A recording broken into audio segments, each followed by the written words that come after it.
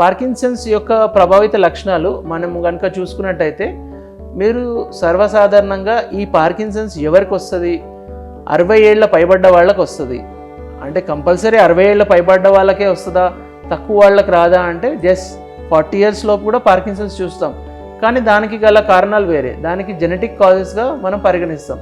అంటే జెనెటిక్ అంటే ఫ్యామిలీలో ఉండడం, ఫ్యామిలీ యాన్సిస్ట్రల్స్కి అంటే తాతల ముత్తాతలకి ఎవరికన్నా ఉంటే అది మనం దాన్ని జెనెటిక్ పార్కిన్సోనిజంగా పరిగణిస్తాం. అది యూజువల్లీ 40-45 ఇయర్స్ లోపే వస్తుంది.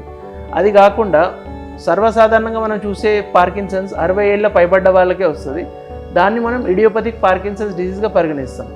ఈ ఇడియోపతిక్ పార్కిన్సన్స్ డిజీజ్లో మీరు గుర్తుపెట్టుకోవాల్సిన main acronym or short form ఏంటంటే ట్రాప్. ట్రాప్లో టీ వచ్చేసి ట్రెమర్స్, అంటే చేతులు రెస్ట్లో ఉన్నప్పుడు వనకడం, ఒక చేయి కానీ 2 చేతులు వనకడం, ప్లేట్ పట్టుకోవడానికి సరిగా పట్టుకోలేకపోవడం, అది టీ వచ్చేసి ట్రెమర్స్. ఆర్ వచ్చేసేసి రిజిడిటీ అంటే బాడీలో స్టిఫ్నెస్ రావడం, అంటే సర్వసాధారణంగా మనం చేయాల్సిన మూమెంట్స్ అన్నీ కూడా చాలా స్టిఫ్గా ఉండడం. ఆర్ అంటే రిజిడిటీ.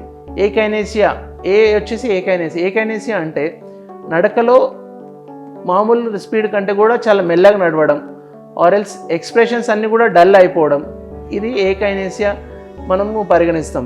పి వచ్చేసి పోస్టల్ ఇన్స్టెబిలిటీ అంటే నడుస్తూ వాళ్ళు పడిపోతూ ఉంటారు, ఆర్ఎల్స్ మామూలుగా కూర్చున్నప్పుడు కూడా వాళ్ళకి తరచూ గిడ్డినెస్ రావడం, చక్కర రావడం, పడిపోతున్న ఫీలింగ్ ఉండడం, ఇది మనము పోస్టల్ ఇన్స్టెబిలిటీని మనము పరిగణిస్తాం.